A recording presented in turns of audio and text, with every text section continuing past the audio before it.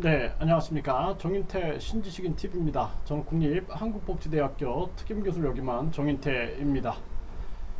네, 자폐증 대인관계 장애 어떻게 재활해요? 네, 이 주제로 좀 말씀을 드리겠습니다. 어떤 분이 이제 제가 왜 신지식인이라고 하냐 이렇게 질문하시는 분이 계신데, 제가 대통령 직속 기관에서 우수 신지식인에 선정이 됐어요. 그래서 정부 부처 장관상을 받은 바가 있습니다. 그래서 신지식인이다 이렇게 얘기를 하는 겁니다. 네, 자폐증 대인관계 장애 어떻게 재활해요? 이 주제로 말씀을 드리겠습니다. 이 자폐증의 이 특성을 보면은 대인관계 장애가 있다라는 거죠. 대인관계 장애. 대인관계 장애가 있고 그 다음에 변화에 대한 저항이 있어요. 변화에 대한 저항. 그리고 뭔가에 이렇게 집착하는 행동, 뭔가에 집착하는 행동들이 이렇게 나타나게 되고, 언어 장애가 나타날 수밖에 없겠죠. 이런 언어 장애. 또 발달의 장애, 불균형, 이러한 부분들이 이제 나타나는 경향들이 굉장히 많습니다. 그래서 자폐증 대인관계 장애, 대인관계라는 것은 사실 사회성이죠. 사회성. 대인관계 장애를 어떻게 재활해요? 굉장히 어려운 과제인 거예요, 이것이. 자, 우리가 이 대인관계 장애를 이해하기 위해서 사회성이라는 측면을 봐야 되는데요. 인간의 사회성이라는 측면들, 그러니까 다른 사람과 언어와 행동을 통해서 다른 사람과 상호작용을 하는 거죠. 근데 이 사회성이 내가 말을 하면서 또 내가 행동을 하면서 상대방의 말과 행동과 표정이 있어요. 표정. 네, 표정을 우리가 보면서 그 사람의 감정을 읽어내야 돼요. 감정과 생각을 읽어내면서 그러면서 상호작용을 했을 때 대인관계가 나타나게 되는 거예요. 그런데 이 사회성이라는 것은 언어와 행동을 포함하고 있고, 언어와 행동은 인지와 정서와 기억을 포함하고 있는 거예요. 그래서 말 속에 기억이 있고, 그 말 속에 인지가 있고, 생각이 있고, 말 속에 인간의 감정이 있는 거예요. 그래서 우리가 어제 나는 어떤 학생을 만났어요, 이렇게 기억을 말할 수가 있고, 나는 지금 인생과 운명에 대해서 생각해요, 이렇게 나의 생각을 말할 수가 있고, 내가 어제 숲속에 들어갔는데 아주 행복한 감정을 느꼈어요, 이 감정을 말할 수가 있다는 거예요. 또 인간의 행동이 있어요. 행동. 그래서 인간의 행동을 보면은 내가 어떤 그 식당을, 자주 가던 식당을 찾아가는 것은 기억적인 행동이죠.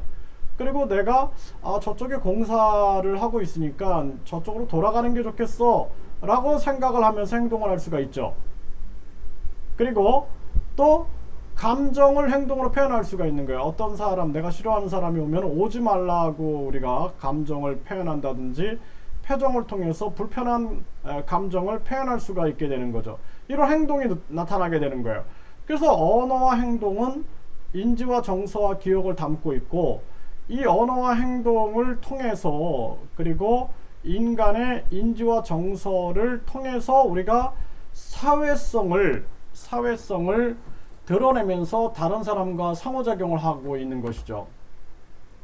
그러니까 자폐성 장애 아동들, 자폐성 장애 아동들 같은 경우, 이 경우에 보면은 사회성이 떨어지는데, 이 사회성이 떨어지는 이유는 언어 능력도 떨어지고, 그리고 행동 능력도 떨어지고, 이상 행동이 나타나고, 언어에도 이상 언어가 나타나고, 또 정서 발달이 지연됐고, 또 기억도 뭔가 불균형적이고 이상적인 기억에 대한 능력들이 나타나고, 또 인지적인 측면에서도 보면은 이상한 인지 활동이라든지 또는 인지적 능력이 발달이 지연됐다든지 이런 모습이 나타나기 때문에 이것의 총합이 사회성인 거예요. 그래서 사회성에 우리가 문제가 생길 수밖에 없는 것입니다. 그러면은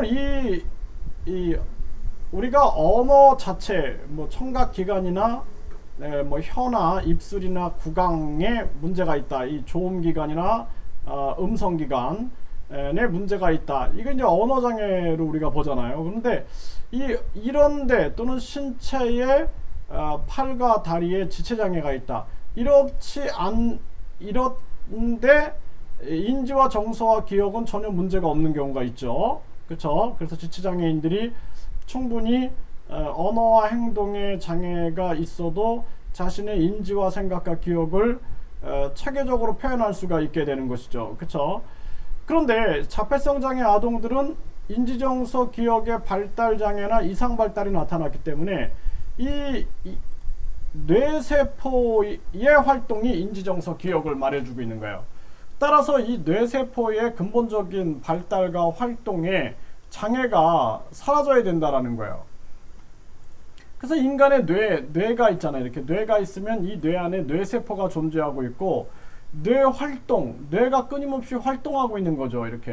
그래서 어떤 사람들은 어떤 한 과제, 예를 들어서 인생에 대해서 자신의 뇌를 총체적으로 활동시키면서 이렇게 다양한 생각을 하는가 하면은 어떤 사람은 같은 주제, 인생에 대해서 생각해 보세요 했는데 뇌가 별로 활동하지 않아요. 그거는 별로 생각을 안 하고 있다는 거예요.